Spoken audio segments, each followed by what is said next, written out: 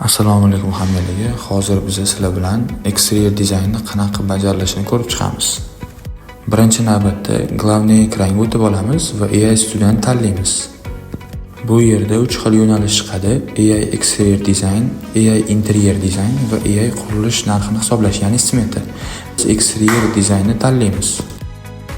Exterior Designga o'tganimizdan so'ng binoning tashqi ko'rinishini yuklaymiz.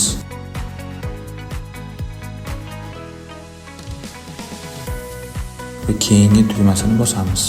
Uyimizni eksterior holatini tanlab olamiz. Men zamonaviy usulni tanladim. Keyin esa dizayn yaratish tugmasini bosganimizdan keyin uzoqi 1-2 minut vaqt talab qiladi.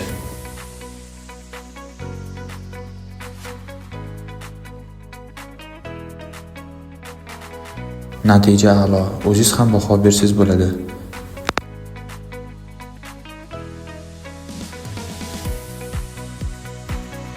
Ko'rsatilgan natijani saqlanib chiqib olsangiz ham bo'ladi.